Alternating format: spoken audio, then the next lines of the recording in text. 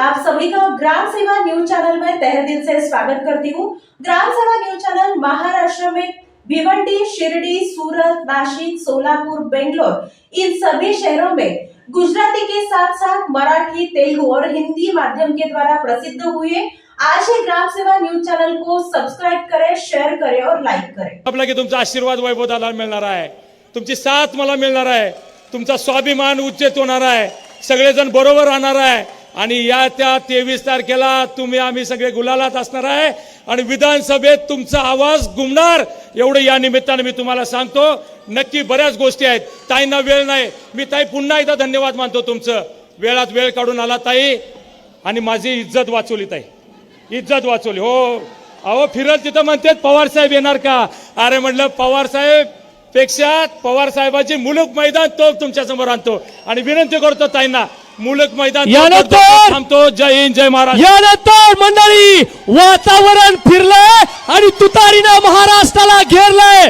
देशाच्या सर्वोत्कृष्ट खासदार, संसद रत्न पुरस्कार प्राप्त जिजाऊ सावित्रीची लेक आदरणीय खासदार सुप्रियाताई सुळे बोलतायत। विहांच्या हस्ते वैभव पाटलांचा सन्मान होतो, विहांच्या शुभ हस्ते विहांकडून ताई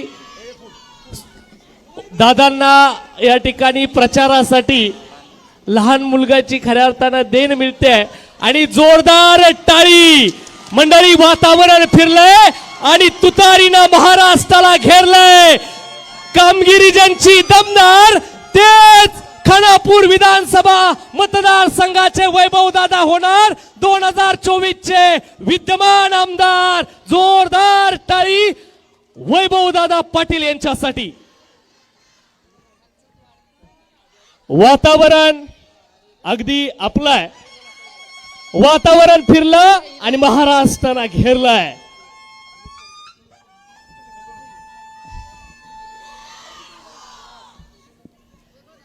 राम कृष्ण हरी, राम कृष्ण हरी। नमस्कार। आज आपण सगळे खानापूर, आटपाडी, विसापूर विधानसभा मतदारसंघाच्या प्रचाराच्या निमित्ताने जमलेलो आहोत। तुमचा नंबर किती आहे? गंमत बघा, हे माझ्या पांडुरंगावर फार विश्वास आहे आणि माझं डायरेक्ट कनेक्शन आहे, कोण मध्यस्थी वगैरे मध्ये नाही। आणि माझ्या पांडुरंगाला मी नेहमी भाषण सुरू करायच्या आधी विचार करते की आता भाषण काय करू। मी काय त्यांच्या सगळ्यांसारखी भाषणं लिहून बिहून आणत नाही, अपना जो आहे दिल से होता है। तर तिथे जाऊन जे मनापासून वाटेल ते दिल खोल के बोला करो, कारण का आपलं नातं नुसतं मेंदूनी नाही चालत, मेंदू बरोबर मनी लागतं। आणि दुसऱ्यांनी लिहिलेली भाषणं मी वाचत नाही, मी माझा मेंदू वापरते। थोडासा दिलाय देवानी आणि आईवडिलांनी। मी इथे विचार करत होते, वैभव भाऊ तुम्ही 4-4-4 करत होता, तुम्हाला माहिती आहे तुम्हाला 4 नंबर का मिळाला? माहिती आहे? नाही माहिती। बघा मोठी बहीण याच्यासाठीच असते। खानापूर,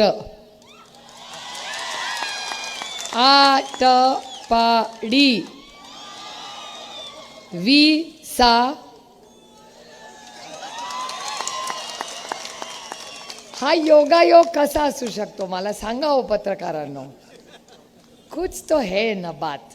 असं कसं होऊ शकतं? बाबा मगापासून 4-4-4 करतो आणि मी हा कागद सहज हातात घेतला, म्हटलं ओळखपत्र तरी बघूया आणि मी हे बघितलं, म्हटलं अरे रामकृष्ण हरी सीट लागली आपली। 4 नंबरचा बटन, खानापूरचा मतदार 4, आटपाडी 4, विसापूर, कुठल्या तिन्ही तालुक कुठे गेला तरी 4च दाबता येते, तू काय काळजी करू नको, समोरच्याचं डिपॉझिट राहील एवढी 4 मतं राहू दे बाबा। एका सशक्त लोकशाहीमध्ये इतना तो हक बनताय, एवढं तर पाहिजेच। पण हे तुमचं भाषण ऐकून मला गंमत वाटली, मी ऐकत होते जोरजोराचं भाषण। मला थोडासा तुमच्या भाषणात एक प्रॉब्लेम होता, फक्त तुम्ही वाईट वाटून घेऊ नका। म्हणजे मी मला काय वाईट नाही वाटलं, थोडंसं वाटलं, अगदीच खोटं नाही बोलत। पण तुम्ही म्हणला तुमचा नंबर देशात पहिला आला, तुमचा पहिला आला ना त्याच्यामुळे माझा दुसरा आला. थोडासा इथना तर रुसण्याचा हक्क मला बनतोय, कारण का तुम्ही पहिला आल्यामुळे माझा मतदारसंघात स्वच्छतेत आम्ही 2 नंबरला आलो. कितना मजा येते त्याला, आपलं हा हा करतोय त्याला मजा येते मनापासून. आता ह्या इलेक्शनला आपण एकाच बाजूला आहोत, पण पुढच्या स्वच्छतेच्या आपलं जेव्हा लढाई होईल ना तेव्हा आपण दोघांची कॉम्पिटिशन. हे बघा, आम्ही दोघं वैचारिक लढावी आहोत, पण जेव्हा तुमची वेळ येते ना तेव्हा आम्ही आपापल्या मतदारसंघाच्या बाजूनी असतो. त्याच्यामुळे तुम्ही सफाई जास्त चांगली करणार का आम्ही सासवडला सफाई करणार याची लढाई सुरू. तुम्ही लक्ष ठेवा. पण नंतर माझ्या लक्षात आलं तुम्ही सगळे ह्यांच्या बाजूचे, मी एकटीच आहे इकडे. पण मला अभिमान वाटतो आणि मी आता ठरवलंय की आटपाटीला आज आली आहे, मी परत 1-1.5 महिन्यांनी चुपचाप एकटीच येणार आहे आणि मी बघणार या बाबा सफाईसाठी काय काय करतो, म्हणजे ते मी थोडं कॉपी करून माझ्याकडे पण करेन. आणि मी त्या देवाभाऊसारखं कॉपी नाही करणार. 2 पक्ष फोडून पास झाले वगैरे, की आटपाडीचं कॉपी करून पास झाले असं नाही करणार. थोडंसं तुमच्याकडून शिकू, काहीतरी करू. आणि आपली सगळी शहरं, जे कैलासवासी RR आबाचं स्वप्न होतं की हा महाराष्ट्र स्वच्छ, सुंदर आणि सुरक्षित असला पाहिजे, ते RR पाटलांचं स्वप्न आपल्याला पुढे न्यायचं. आणि हा संपूर्ण भाग तुमच्या वडिलांची आणि आदरणीय पवार साहेबांचे प्रेमाचे 6 दशकाचे ऋणानं बंद आहेत. आपण दोघं या नव्हतो तेव्हापासून आपले कौटुंबिक संबंध राहिलेले. अरे इलेक्शन्स येतात जातात, गोष्टी होतही राहतात. त्याच्यात कधी विरोध होतो, कधी होतो. मगाशी मला एका मुलाने चिठ्ठी दिली, वैभव तुमचं भाषण चालू असताना, की आपल्यापैकीच एक आता विरोधी लढत आहेत. ठीक आहे, लोकशाही आहे. पण आता त्यांनी कदाचित पक्षाचा थोडासा त्यांना वाटलं असेल की ते योग्य असेल, हरकत नाही. पण त्यांचा मान सन्मान मी करते एका सशक्त लोकशाहीमध्ये. पण राष्ट्रवादी काँग्रेस पक्ष आणि त्याचं चिन्ह आणि आदरणीय पवार साहेब हे फक्त वैभव दादांच्या मागे आहेत हे सांगायला मी इथे आलो. आणि ज्यांनी बंडखोरी काही कारणामुळे केली असेल त्यांचा कारखाना आहे, बरोबर. मी तुम्हाला शब्द देते, त्यांनी जरी बंडखोरी केली असेल, ते दुखावले गेले असतील, जे काय असेल ते, इलेक्शन झाल्यावर तुम्ही आमदार होणारच आहात. त्याच्यामुळे आमदाराची जबाबदारी जास्त असते. तुम्ही आमदार झाल्यावर माझी एक अपेक्षा आहे तुमच्याकडून की तुम्ही जा, त्यांची भेट घ्या, त्यांच्या कारखान्याला आपल्या सगळ्यांच्या वतीने शब्द द्या की तुमचा कारखाना याच्यामध्ये आम्ही ताकदीने उभं राहू. इलेक्शन्स होतील, ठीक आहे, एखादा दुखवला गेला ओके. ठीक आहे, अगर काम करायचं असेल ना तर दिल बडा होना चाहिए. त्याच्यामुळे मन मोठं आहे आणि महिलांचं असतंच, महिलांना सांगावं लागत नाही. आमच्या महिला इतक्या चांगल्या असतात ना. वैभव भाऊ निवडून आल्यानंतर माझ्या तुमच्याकडून खूप अपेक्षा आहेत. म्हणजे 1 आणि 2 मध्ये लढाई चालू राहील, ती स्वच्छतेबद्दलचा तो विषय जरा बाजूला ठेवा आत्तापुरता. पण शेवटी तुम्ही राष्ट्रवादी काँग्रेस आणि महाविकास आघाडीचे आमदार होणार आहे. माझ्या तुमच्याकडून खूप अपेक्षा आहेत.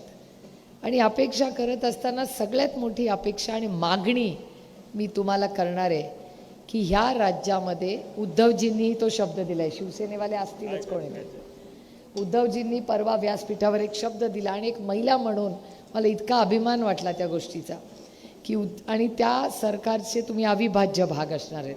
त्याच्यामुळे तुम्ही या महिलांच्या समोर जो उद्धवजींनी शब्द दिला तो मी पुन्हा म्हणते की बाकी चालू राहील सगळं काम, पण आम्हाला एक शब्द द्या की पुढची 5 वर्ष तेल, आटा, तूप जे काय आमच्या मूलभूत सुविधा आहेत त्याच्यामध्ये महागाई तुम्ही वाढवणार नाही. हा शब्द आम्हाला तो उद्धवजींनी दिलेला आहे. कारण का बाकी सगळं इलो त्या महागाई बेरोजगारीला कंटाळलोय. घरी गेलं, पाऊल ठेवलं नाही की माझी आई सुरू करते, आज परत महागाई सुरू झाली. आणि ही गोष्ट खरी आहे. तेलाचा डबा, तुम्ही बहिणींबद्दल मगाशी बोलला, आमच्या लाडकी बहीण योजना, ह्या राज्यातली सगळ्यात लाडकी बहीण मी आहे. लोकसभेला लाडकी नव्हते, लोकसभेनंतर लाडकी झाले. ठीक आहे, आता तो इतिहास आहे, गमतीचा भाग झाला. पण काही गोष्टी फार गांभीर्याने घ्यायच्या असतात. भाऊ बहिणीचं नातं ना हे एक पवित्र नातं असतं आणि दुर्दैव आहे की या सरकारला त्या नात्यातलं पावित्र्यच कळालं नाही. 1500 रुपये किंमत रावली हो आमच्या नात्याला. जर आमच्या भावाने मागितलं असतं ना तर जेवढं असतं नसतं तेवढं सगळं प्रेमाने देऊन टाकलं असतं. काय लागतं ते? मी तर रामकृष्ण हरी आहे. खाली हात आएंगे और खाली हात जाएंगे. कुठलं गठुडं घेऊन जाणार आहे मी, मला सांगा. पण 1500 रुपये दिले. मी टीका केली, म्हटलं अरे नात्याला 1500 रुपयाची किंमत. त्यांनी माझ्यावर हल्ला केला की अरे ज्यांचा जन्म सोन्याचा चमचा घेऊन झाला त्यांना काय 1500 रुपयाची किंमत करणार. मान्य आहे, हो झाला माझा जन्म सोन्याचा चमचा घेऊन, त्याच्यात माझी काय चूक? ते माझ्या आई वडील आणि आजी आजोबांचं कर्तव्य, माझं नाही. कारण का एक तुम्हाला सांगते, माझा हातात या 6 बांगड्या आहेत, या सोन्याच्या बांगड्या आहेत. या ना माझ्या आहेत ना माझ्या आईच्या आहेत. ह्या बांगड्या शारदाबाई पवारांनी आयुष्यभर हात